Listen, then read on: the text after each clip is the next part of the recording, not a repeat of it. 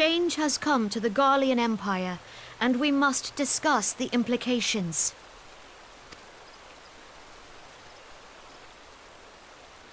The rumors are true, then? The War of Succession is ended?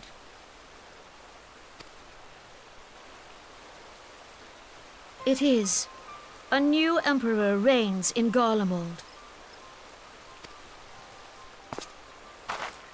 Who?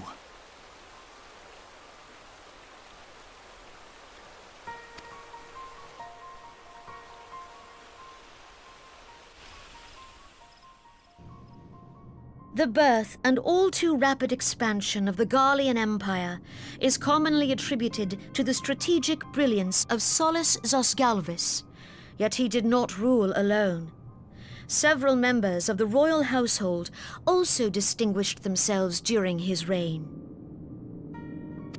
Nevertheless, it was the eldest son who stood to inherit the throne, until his most untimely passing. I thought us fortunate when I learned that the Emperor had died without naming a successor.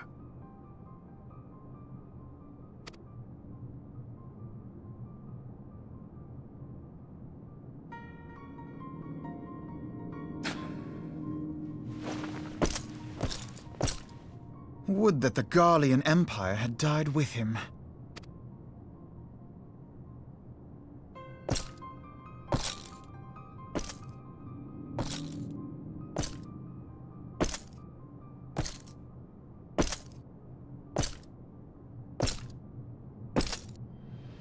'Twas the grandson and his uncle who had the strongest claims, was it not?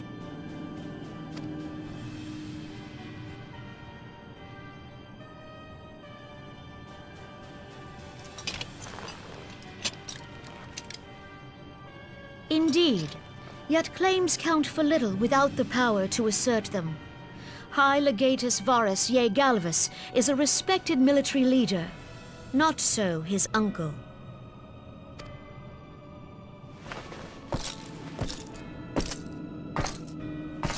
So young Varus has torn the crown from his uncle's grasp and taken his place at the head of the Empire.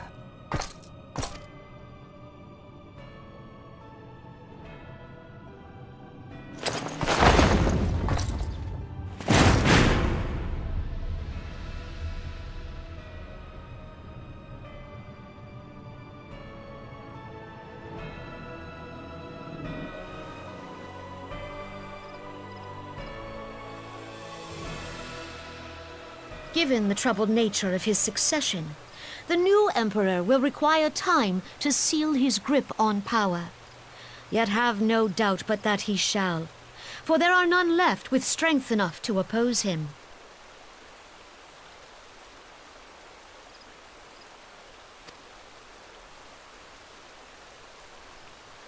Since the success of Operation Archon, the remnants of the 14th Legion and the forces occupying Alamigo have done naught but fortify their positions.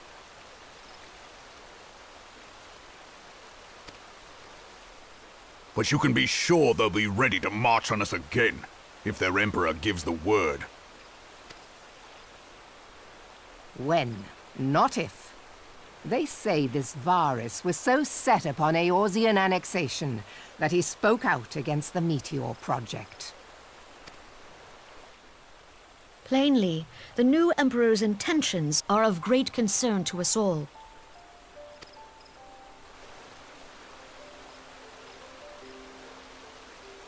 I I propose that we set aside the Cartano dispute for the present, and discuss what measures the Alliance might take to prepare for a resumption of hostilities with Garlemald. Moreover, I move that we re-examine the question of how our former allies in Ishgard might be persuaded to retake their place at our side.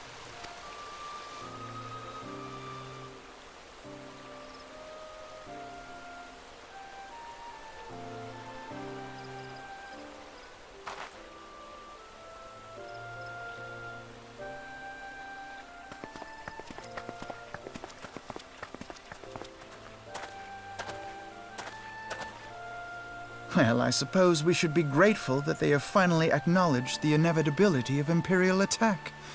Who knows? They may even do something about it.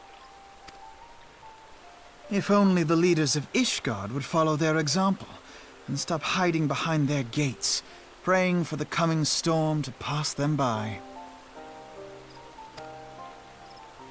But that is a discussion for another time.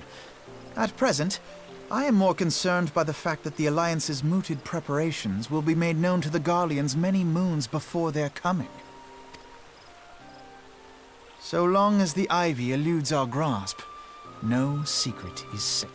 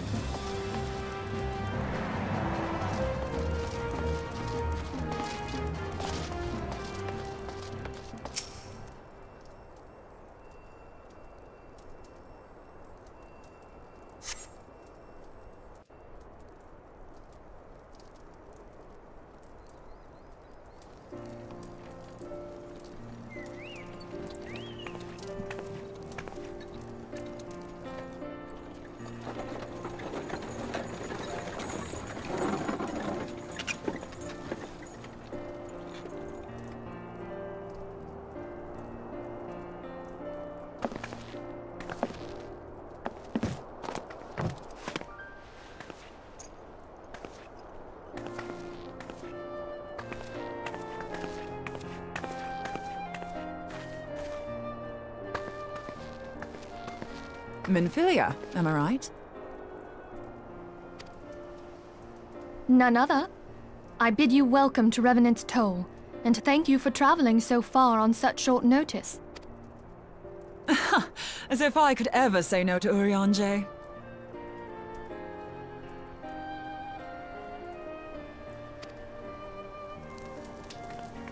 Moonbreeder is an accomplished Sharlayan scholar, and an authority on aetherite technologies. She has played an invaluable role in our search for a means to capture Ascian souls. Charmed, I'm sure.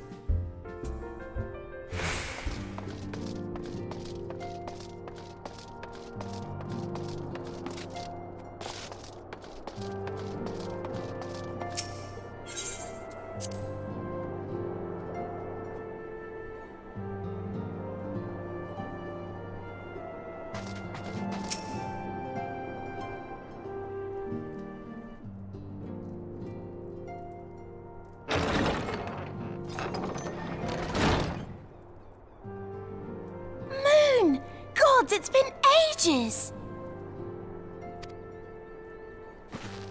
Oh, longer, sister!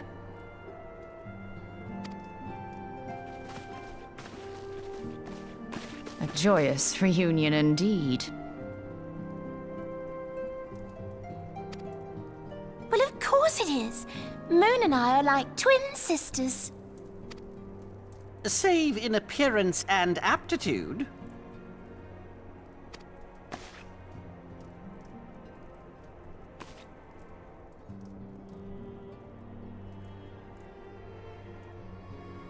Everyone, if I could have your attention. We have with us an esteemed guest who has come from Sharlayan to assist us. I bid Moonbreeder join us here that she might share with us her extensive knowledge of Aetherites. Also, as many of you are already aware, she has been overseeing our research into white auracite,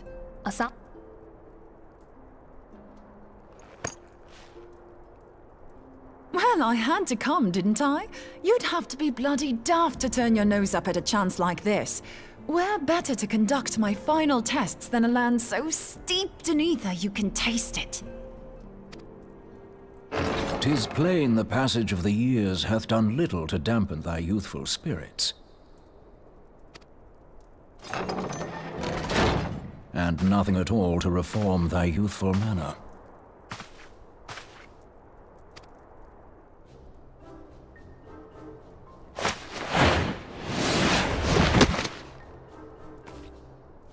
Oriange, where in the hells have you been hiding? Unhand me.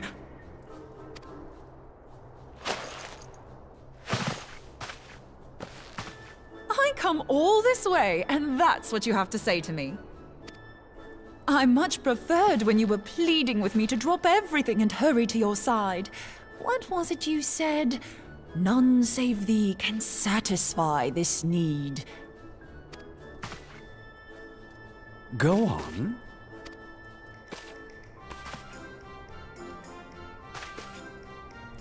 Thine artless attempts to misrepresent mine all too innocent motives do thee little credit. Mine intent, as well thou knowest, was but to impress upon thee the gravity of the circumstance. Lest thou doubt, a deiform entity shall shortly be summoned, save if thou and no other grantest my compeers thine aid. You still haven't found it, then? Your missing Aetherite? We have not. No. We know that Iceheart teleported to an Aetherite not far from the first. Yet we now suspect that the heretics destroyed the second Aetherite to impede our pursuit. Our allies continue to scour Snowcloak for Iceheart's sanctuary, but we have no guarantee that they will find it. Yet it must be found, for even now Iceheart prepares to call upon Saint Shiva. I'm sorry, but if the Aetherite's been destroyed, then that's that. Although, you're absolutely sure she used the first Aetherite, are you? She didn't just use teleportation magics? One of our own bore witness to her escape. I can say with absolute certainty that Iceheart used the Aetherite.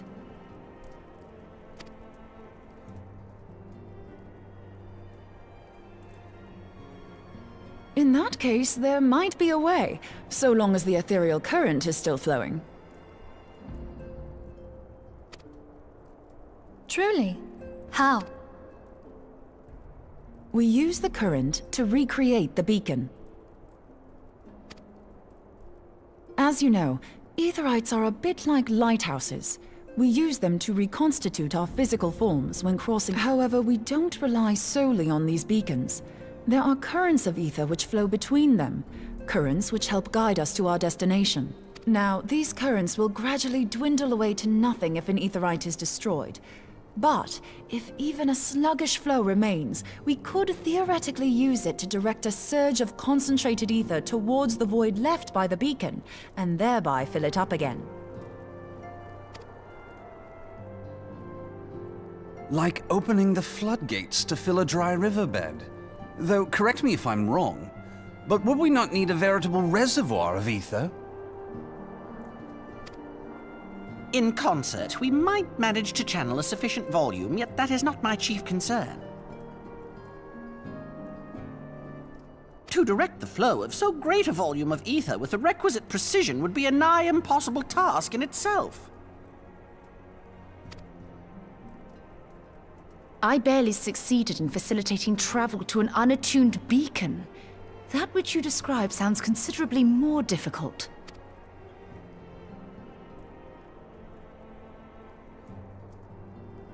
And dangerous. Every person who has attempted to teleport in this fashion has died in the process. They, however, did not have white aura sight at their disposal. I can use it to channel all the ether you can give me into the aetheryte. However, white aura sight cannot retain ether for an extended period of time, so we would need to infuse it immediately beforehand. Just so you know, I'd confidently give this plan better than even odds of success. And if the worst comes to worst, your people won't suffer. Though it risked the lives of our best and brightest, we have not the time to seek other options. If the ethereal current still flows, we shall carry out Moonbreeder's plan. That's the spirit. Let's roll the dice.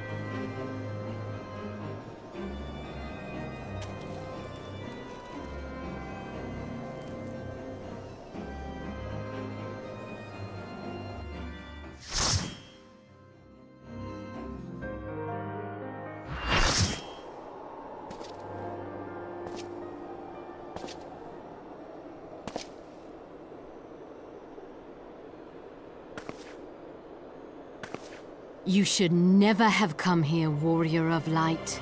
I labor only to forge a lasting peace. A peace you would deny us out of ignorance and blind faith. No matter. If it is our fate to be at odds, then it is mine to strike you down.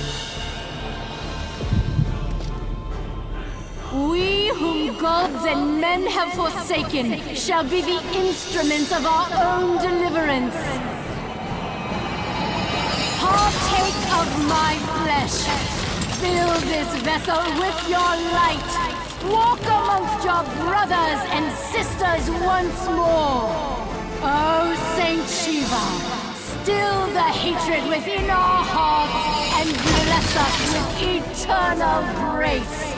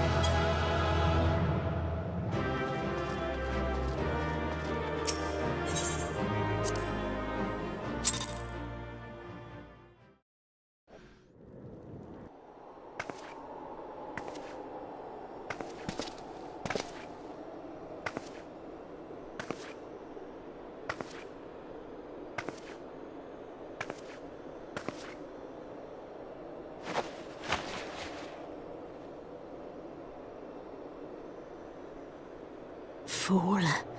Blind, bloody fool.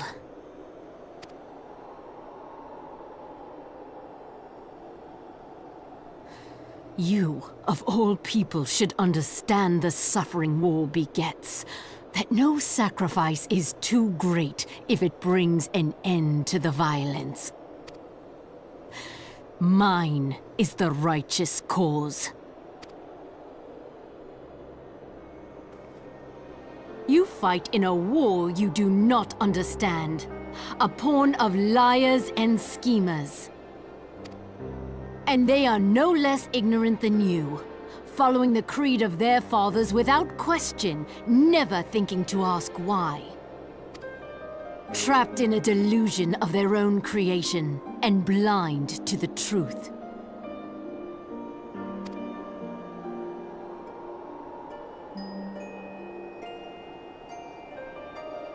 Warrior of Light, redemption is not beyond us. We who walk before may lead those who walk after. Seek the Keeper of the Lake. See with eyes unclouded.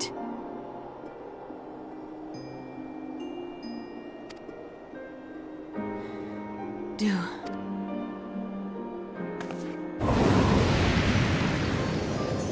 Hear. Feel.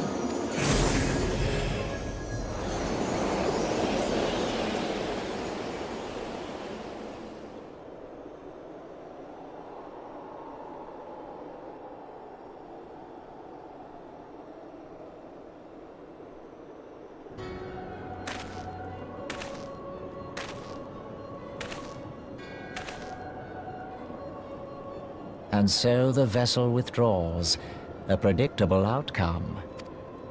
Nevertheless, La Habrea will be pleased. How unfortunate.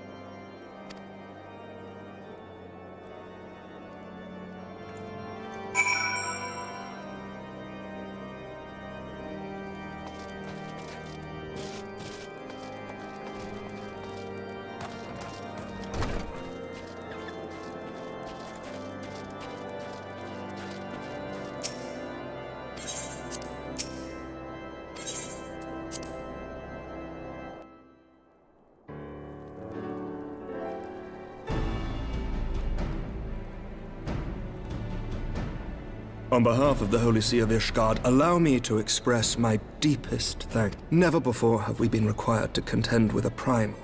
Indeed, there were fears in some quarters that our knights might not be equal to the task. From what we have now learned of these beings, I can say with certainty that we would have lost a great many men had the Scions not intervened. Then the argument for preemptive action should be self-evident. Perchance now you will reconsider my proposal that Ishgard move against Natalan.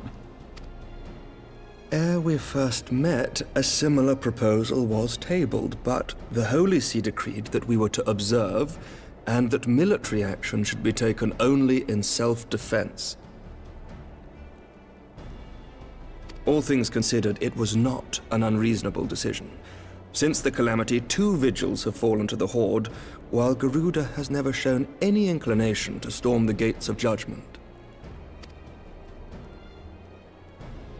Which is why this unprecedented crisis and its resolution may prompt a change in policy. You who have faced these primals know well the threat they pose. Ishgard did not. Not until now. And there is naught like a brush with death to change a man's outlook. At the very least, this should silence any lingering objections to our arrangement with Revenant's Toll. The Holy See may even feel moved to grant us its formal endorsement. So far as it is possible, the Scions shall be compensated for their service. We should be grateful for any aid you can provide. As a gesture of good faith, I shall withdraw my That will not be necessary. We too have a vested interest in watching Dravania's movements. I see. Once more, I must thank... Sir Emmerich, if I may, do you truly believe that Midgard-Zoma could return? Ishgard is not wont to aid its neighbors, but that does not preclude it from manipulating them to serve its own interests.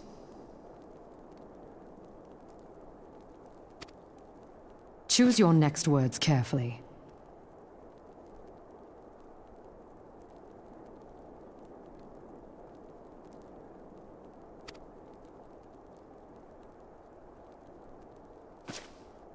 Do you know what sort of man becomes Lord Commander of the Temple Knights? One who comes from good stock. I did not.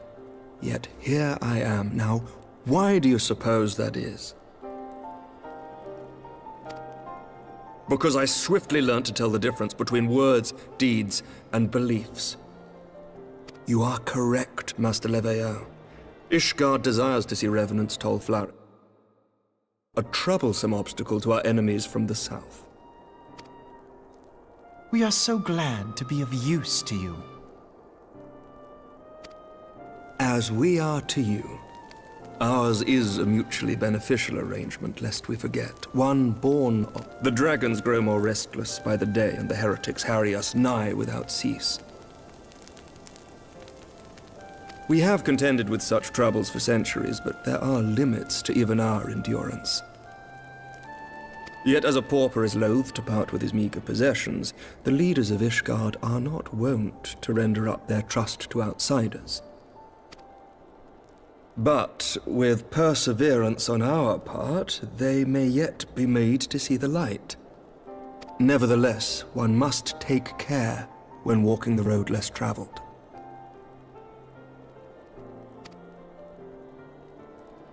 Wise words, Sir Emmerich. I shall make a point to remember them. I must apologize for my earlier outburst. I hope it will not sour our good relations. Not at all. You but spoke from the heart. I trust you understand that at times my duties may prevent me from meeting with you. On such occasions, my second-in-command will speak for me.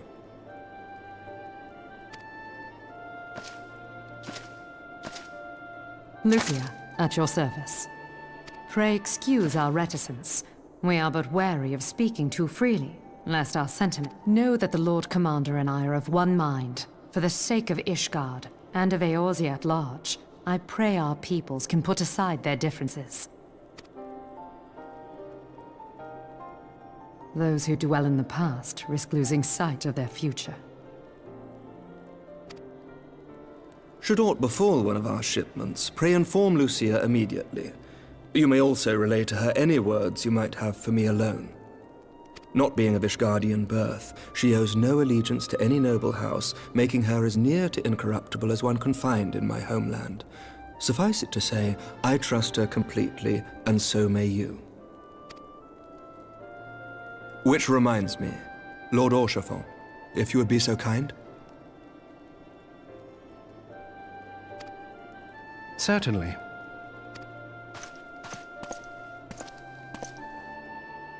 In times such as these, trust is ever in short supply. Mayhap this will go some way to rectify the problem. The results of our investigation into the heretics' recent attacks, as well as our interrogation of the merchant you detained.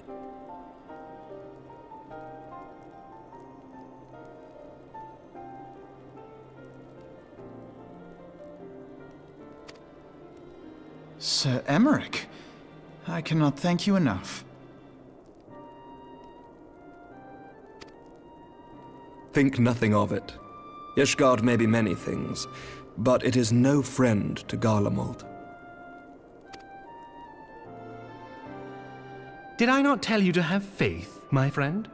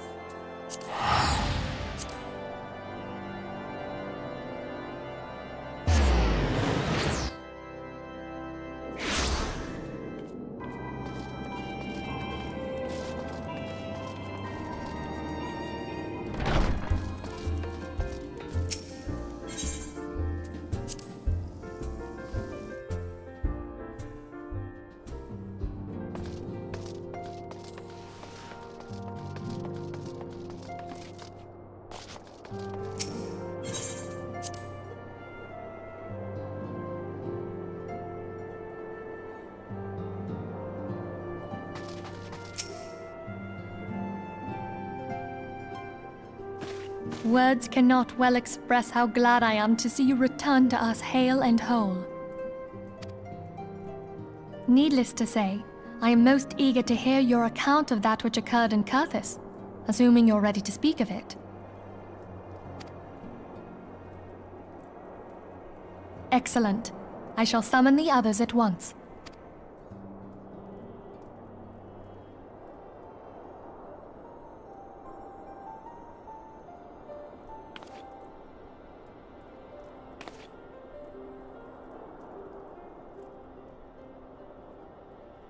Iceheart used her own body as a vessel for a primal soul? Master Louisoix's writings make no mention of such a possibility. Can we be certain this entity was a primal? As certain as we can be that good King Mogulmog XII was a primal, I should think. Both were ostensibly summoned. Let's not quibble over definitions. Of more concern is the implication that Iceheart retained her will, even after she was possessed. We are talking about a mortal, wielding the power of a primal. It can't possibly be that easy, can it? There must be some sort of sacrifice required. Or maybe she's just special? What qualities this woman possesseth, I know not. But full sure am I that she was groomed for this role. Few are privy to the secrets of summoning, and but a single party standeth to profit from their dissemination.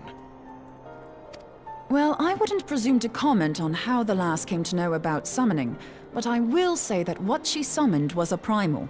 The readings were the same. Strange as it all sounds, it's really no different from what you've faced before. Then mayhap it is time that we re-examined our previous encounters. Pack your things, Ida. We're going back to Gridania. Yes, sir. About Iceheart's final words to you. Hear, feel, think. Hydaelyn speaks to her as well. If Iceheart is blessed with the power of the Echo, she will doubtless have used it to further her goals. Or could it be that it was a revelation granted her by the Echo which first set her on this path? Do you think she has knowledge of the origins of the Ishgardian-Dravanian War? It would do much to explain her unwavering conviction. Did not the Lady Iceheart implore thee to seek the Keeper of the Lake? And did she not imply that in so doing thou wouldst come to see with eyes unclouded? Midgard Zoma was a king amongst kings who reigned for centuries on end. But he is dead and his wisdom lost to the ages. Unless the Ishgardians' fears are well-founded. It would seem we have yet another reason to stand watch over the Keeper of the Lake. For a mercy, we are well positioned to do so. Iceheart, Shiva, Ascians, and Midgard Zoma. I shudder to think how they're all connected.